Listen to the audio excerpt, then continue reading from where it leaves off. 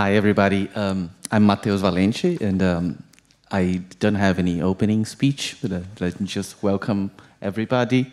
Very excited about the conference that François put together with Mariam. And François himself will give the opening talk, entitled, well, I think it's Shared Modes of Presentation, right? No, Dynamic modes of presentation. Not exactly the same thing. Not the same thing. Yeah, it's a great honor to open for François's talk. So, François. Okay, thanks a lot, Mateus. So I look forward to this very focused workshop. And I start with what I take to be a central theme for us, which is this idea of a dynamic mode of presentation. So let me start with the general notion of a temporal perspective, the sort of thing that is conveyed by the tenses of the verbs when you describe a situation. The situation you talk about, you may present either as a past situation or a present situation, and that would be determined by the tense of the verb, as in this example here. That's not the sort of temporal perspective I'm going to talk about. I'm going to talk about a temporal perspective with respect not to a global situation as that which is described by a sentence, but rather a temporal perspective with respect to a particular entity which might be a constituent of a situation, an object that you talk about, for example. As in this example from Evans, different ways of thinking of a bird. In one case, there is a bird that you see, and I may say, I wonder what sort of a bird that is. And the demonstrative here, Evans says, if the hearer is to understand what the speaker is saying, the hearer must share the perception. He must also perceive the bird. And that's when, okay. And that contrasted with the second example in which something similar happens, but it's not a perception, it's a memory. So you say, I wonder what sort of bird that was. And here, there is a certain bird that you remember from a past episode, maybe the previous year. And the hearer understands what you're saying only if the hearer, that's what Evans says, only if the hearer remembers the bird that you're talking about. Anyway, so Evans talked about, he uses the phrase past tense demonstrative for that sort of case, the second one. So what's important to me is simply the fact that there are these two distinct perspectives. In one case, you think of the object through a memory of it. In the other case, you think of the object through a perception of it.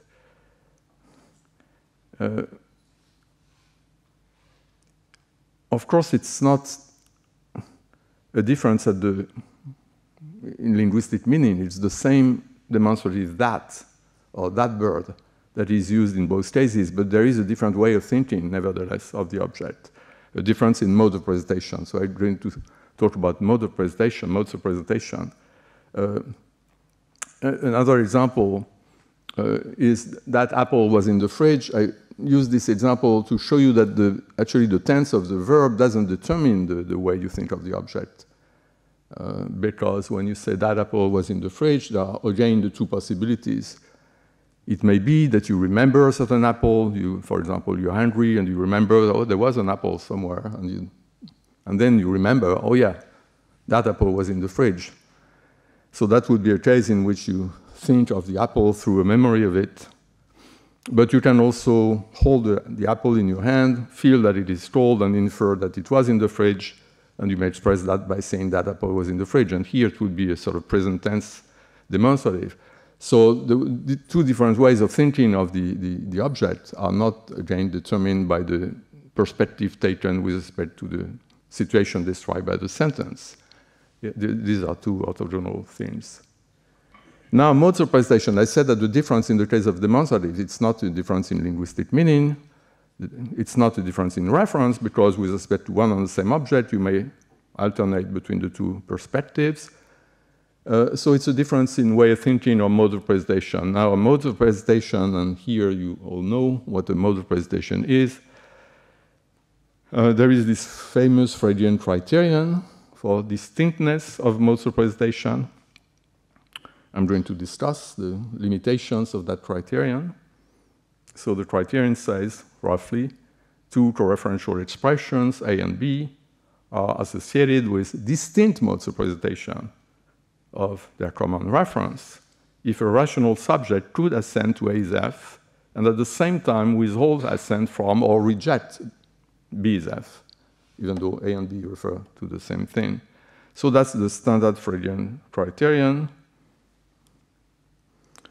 And indeed, if we apply this criterion, that shows that these two modes of presentation I discussed in the case of demonstratives like that apple are indeed distinct modes of presentation, because we can easily imagine a situation in which the subject remembers a certain apple and suspends judgment as to whether that apple has ever been in the fridge, while at the same time perceiving what is in fact the same unrecognized apple and judging on that basis, on the basis of its failed temperature, as I suggested earlier, that that apple was in the fridge shortly before. So you can think of one and the same apple through these two distinct modes of presentation and hold contradictory beliefs about them. And that shows that there are indeed two distinct modes of presentation, according to the Freudian criterion. Now, I want to raise a problem in order to introduce this notion of dynamic mode of presentation. The problem is that it seems that to think of a certain day as today, and to think of it the next day as yesterday, are two different ways of thinking of one and the same day. Now, there are also the two temporal perspectives with respect to a day. The day is viewed as the current day in one case, as the previous day in the other case. So that's very similar to what we have with that apple case, except that here the temporal perspectives are linguistically encoded in the meaning of indexicals like today and yesterday. Now, the problem is that even though it seems that there are distinct modes of presentation here, different ways of thinking of a day, which might be associated with different types of behavior with respect to the day in question, nevertheless, the fact that these are distinct modes of presentation of the day in question cannot be established by means of the Freudian criterion. And that's one reason to be dissatisfied with the Freudian criterion. And why? But the criterion doesn't work in this case because there is no way in which a subject can think of a single day, both as today and as yesterday, at the same time. And remember, the criterion talks about a rational subject holding contradictory beliefs at the same time with respect to a given object. But there is no way in which we can check whether a rational subject thinking of a single day D, both as today and yesterday, at the same time, whether such a subject could or could not hold conflicting attitudes towards the resulting thoughts, simply because it's not possible to think of a given day, both as today and yesterday at the same time. Well, there may be exceptions, but let's suppose that it's indeed not possible. Now, that raises a problem for the Freudian criterion, but you might wonder whether it's really a problem, because you might think it's pretty obvious that these are distinct modes of presentation. So why do we need to appeal to a formal criterion to establish that it is, that there are distinct modes of presentation? Isn't it obvious? And I think that's not that obvious, actually, that these are distinct modes of presentation. And many people in the literature have actually cast doubt on the idea that these are distinct modes of presentation. And there is a very famous quote from Frege that is mentioned in the abstract for this workshop, where Frege says this. He says, if someone wants to say today what he expressed yesterday using the word today, he will replace this word with yesterday. Although the thought is the same, the verbal expression must be different in order that the change of sense, which would otherwise be affected by the different times of utterance, may be cancelled out. The thought is the same, Frege says. Now, thoughts for Frege involve the modes of presentation, not directly the things thought about, but the ways of thinking. So if the thought is the same, that means that the way of thinking is the same. The mode of presentation is the same when you shift from today to yesterday. And Evans, obviously, is the one who sort of championed the idea that there is a single mode of presentation. That's what he called the dynamic mode of presentation, dynamic sense.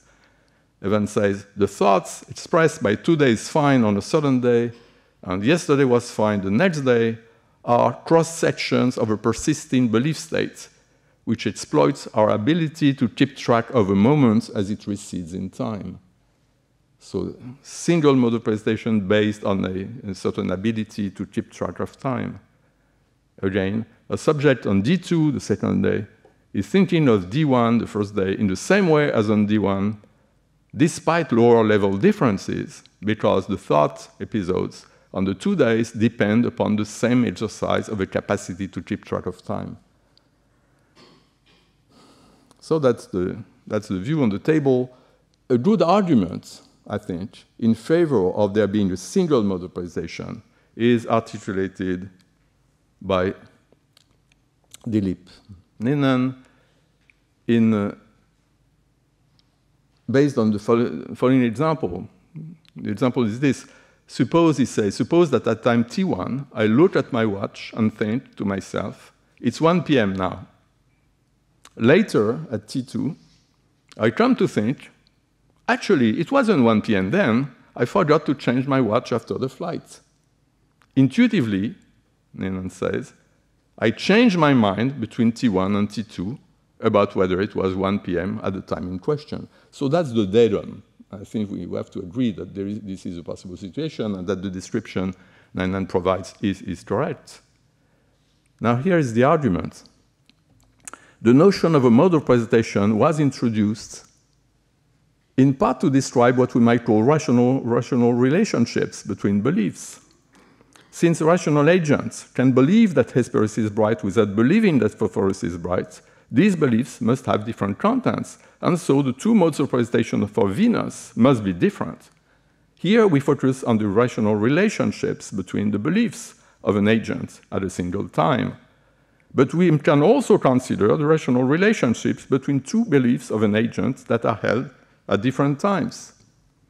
The reason for thinking that my belief it is now 1 p.m. at T1, and my belief it was not 1 p.m. then at T2 involve the same mode of presentation is precisely that there is rational relationship between these two beliefs. They are incompatible, which partly explains why I count as having changed my mind between T1 and T2. Pretty good argument for saying that they are actually the same mode of presentation.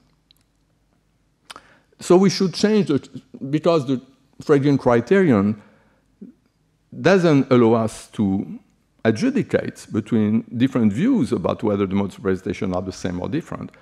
And we actually need a criterion because the things are not as obvious as it may seem.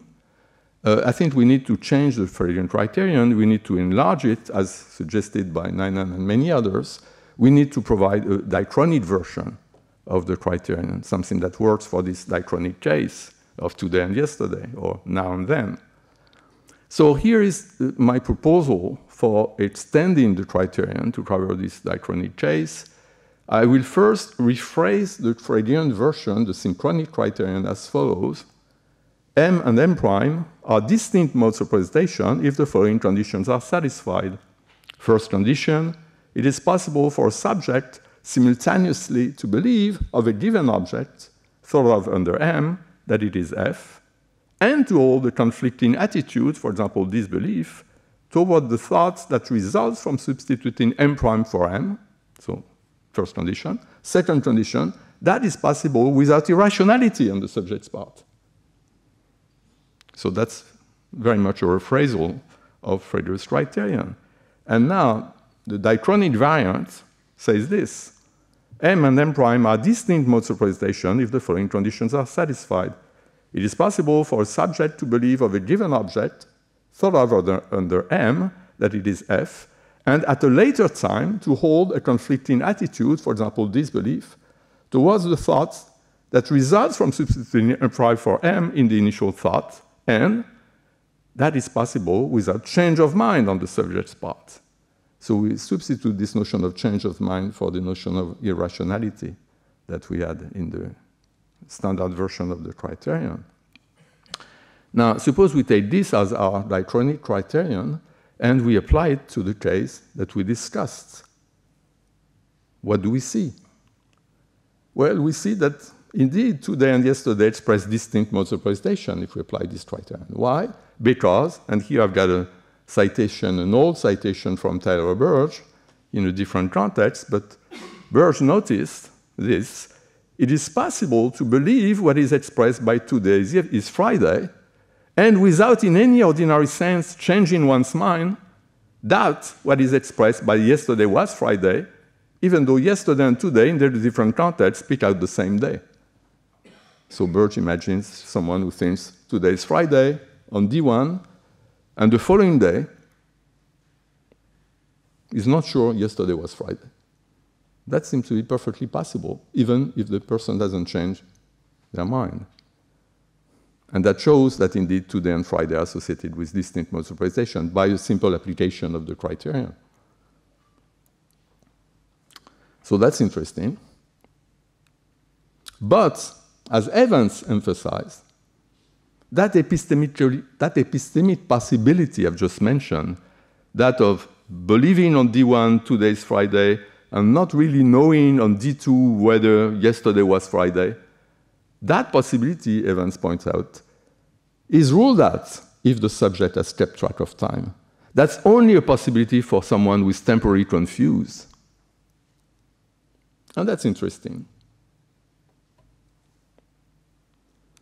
Because that shows something that I think is very important, and that's one of my conclusions for this talk, that we need to relativize identity or distinctness of modes of representation to the epistemic dispositions of a particular subject. So it's not, we can't say in general the modes of representation are the same or are different. We need to consider which subject we're talking about. For the confused subject, I've just mentioned, the one in Burge's situation, for that subject, today on D1 and yesterday on D2 are associated with distinct modes of representation by simple application of the criterion, the diachronic criterion. But for a subject who has kept track of time, they are associated with the same dynamic mode of representation. Why? Because such a subject who is not temporarily confused cannot believe today is Friday on D1 and the next day believe yesterday was not Friday. The subject cannot do that unless he or she changes her mind. Unless, again, that's different from the confused subject. For the subject who has kept track of time, there is no such possibility unless the subject changes her mind.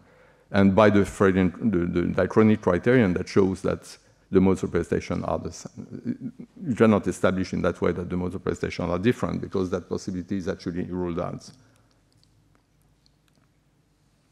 Now let's go back to the example, not the example of the day, but the example, the temporal example involving an object like the apple. I said we can imagine that situation, you remember a certain apple, and you see a certain apple, you don't realize it's the same apple that you remember that you see, and you have contradictory beliefs about the two apples, which are actually one and the same.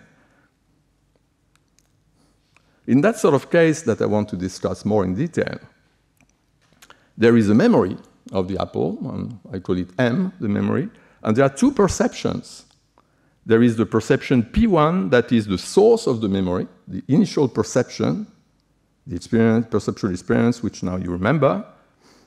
And there is the new perception, P2, that takes place at the same time as the memory. You remember a certain apple and you see a certain apple, and you don't realize it's the same apple that you remember and that you see. So that's the situation. Here, we've got the 2 times T1, T2. We've got P1 at T1. P1 is the initial perception. At T2, you've got the memory of the initial perception, but you have a new perception, P2.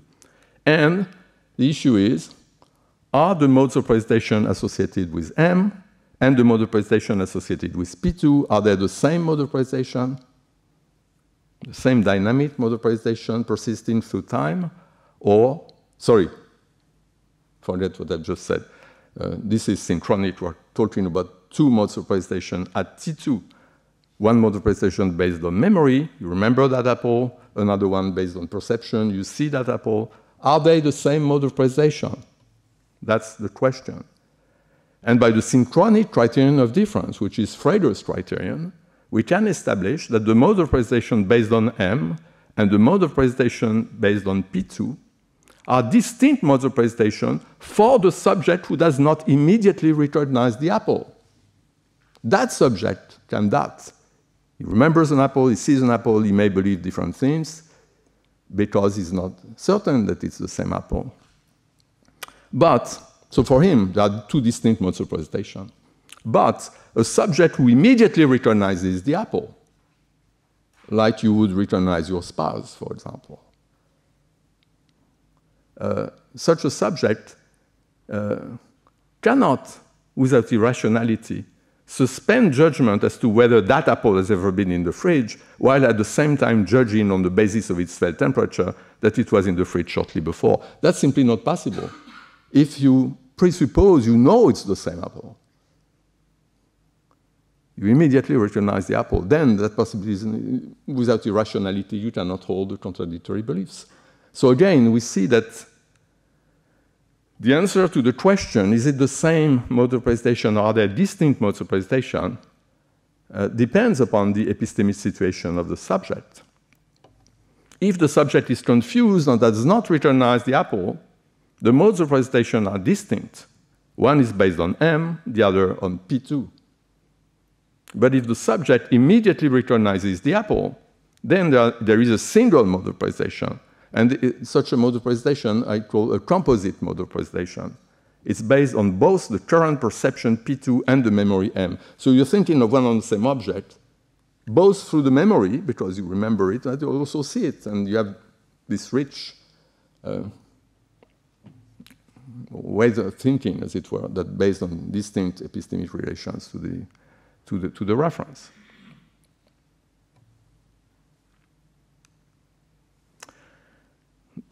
A composite mode of presentation, several people are going to talk about composite mode of presentation in this workshop.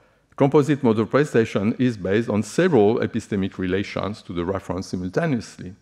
And the subject presupposes, takes it for granted, unreflectively takes it for granted, that there are relations to one and the same entity. Okay, now the question I want to ask is the question about cognitive dynamics, the question that involves the diachronic case. Is the mode of presentation based on M the same, or is it different, distinct from, the same as, or is it distinct from the mode of presentation based on P1, not P2, P1? So here, now we're considering the diachronic case. There is this mode of presentation based on P1 at T1 when you see the object for the first time. And at a later time, you remember the object. So there is this way of thinking of the object based on memory, based on M. Are they the same mode of presentation persisting through time? Dynamic mode of presentation, as Evans puts it? Or are they distinct modes of presentation? That's the question I want to ask. And to answer that question, we need to apply the diachronic criterion, of course, because that's a diachronic case. P1 takes place before M is generated. P1 takes place at T1. That's where, when you have this mode of presentation based on P1, and then later you have the mode of presentation based on M. And the issue is, are they the same mode of presentation? And I think, again, the answer depends upon the epistemic situation of the subject. So no absolute answer. It depends on which subject you're talking about. My answer in schematic terms is this. That apple based on perception at T1 and that apple based on memory at T2 are associated with the same dynamic mode of presentation when everything goes well, but not so when the subject is confused. So again, that's exactly the same situation. It's like the today, yesterday case. Remember, we saw that for the confused subject, today on D1 and yesterday on D2 are associated with distinct modes of presentation, but for the subject who has kept track of time, the subject who is not confused, they are associated with the same dynamic mode of presentation. So I want to generalize that answer and say that it works also for the case of the apple. What does it mean to say that things go well or don't go well? I'm sure there are many ways for things not to go well. I've got only one type of case in mind, but first, what is it for things to go well in that sort of case? I think the perception P1, when you see the apple the first time at T1, the perception P1 launches a mental file which stores information gained through the perceptual relation. So you see the apple and you notice various things about the apple. And those things go into your mental file that you open on seeing the apple. When the object gets out of sight, so you no longer see the apple, but your relation to it evolves. You remember it instead of perceiving it. You have this memory of that apple. Now, as long as the memory is associated with the body of information initially derived from the perception, that is, that mental file, this guarantees the persistence of the dynamic mode of presentation. So the mental files play a big role here because they establish the dynamic continuity needed for there to be a single mode of presentation persisting through time. Normally, that's what happens. You see an apple, notice various things about it, and then you remember the apple, and you still have this body of information associated with your memory. That was this body of information that was launched as a mental file when you initially encountered the apple. But sometimes things don't go well. Sometimes an episodic memory occurs to the subject unanchored, as I say. That is, dissociated from the mental file launched by the perceptual event from which the memory derives. Maybe not very common situation, but that happens. If in such conditions the subject wants to think about the reference of the free-floating memory, she has to open a new mental file for whatever it is she is remembering.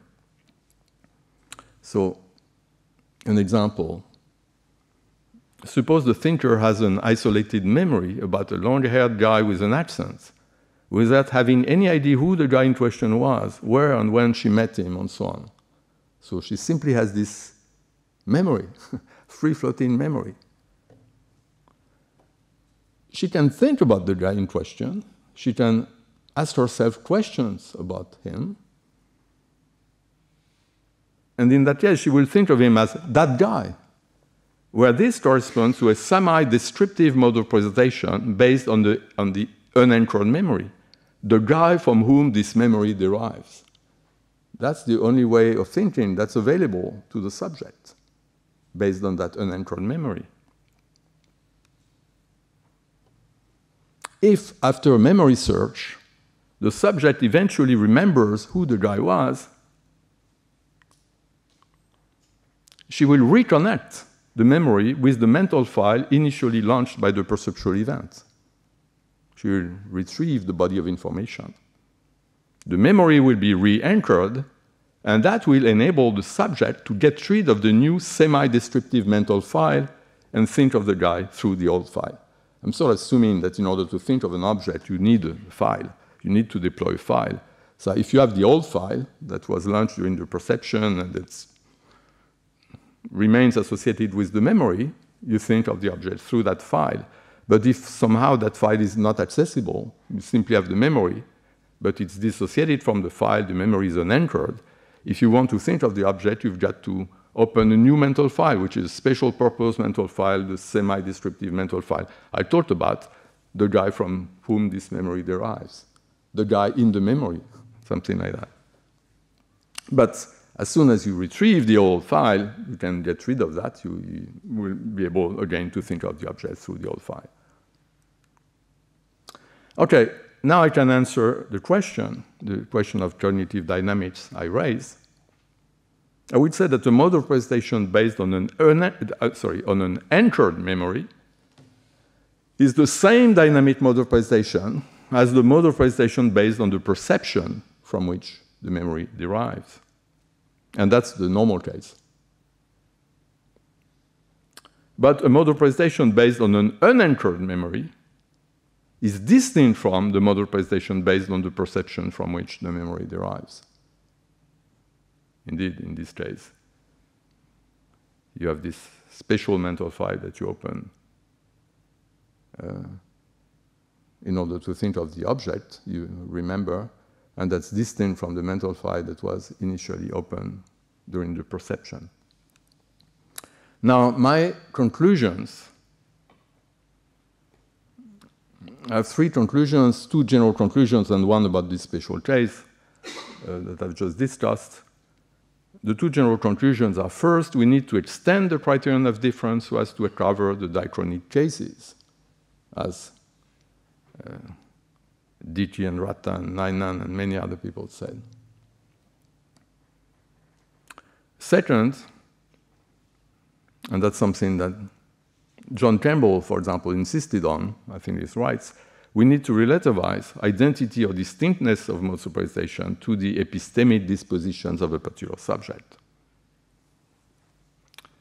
And the third, more specific conclusion regarding the case I've discussed is that for a memory-based mode of presentation to count as the same as the mode of presentation based on the perception from which the memory derives, the same mode of presentation persisting through time, the memory needs to be anchored through the mental file inherited from the perception. And that's where this notion of a dynamic mode of presentation comes into the picture. I think I'm sort of trying to vindicate Evans' notion of a dynamic mode of presentation. A dynamic mode of presentation that's very similar to a composite mode of presentation, except that it's diachronic instead of synchronic. A composite mode of presentation is based on several epistemic relations to the reference simultaneously. The subject presupposes that there are relations to one and the same entity. So this notion of presupposition is quite fundamental here. And similarly, a dynamic mode of presentation is based on several epistemic relations to the reference successively. As time unfolds, the subject presupposes that they are relations to one and the same entity. And the persistence of one and the same mental file is what embodies this presupposition in the dynamic case. Okay, thank you. I'll stop here.